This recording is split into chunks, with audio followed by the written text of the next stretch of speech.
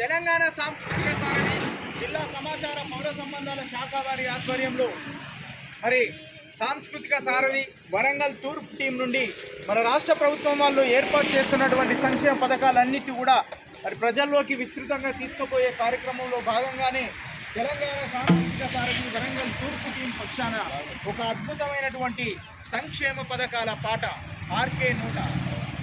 తెలంగాణ పల్లెలల్లా ప్రజాపాలన వచ్చేరా, కొత్త కోణంలో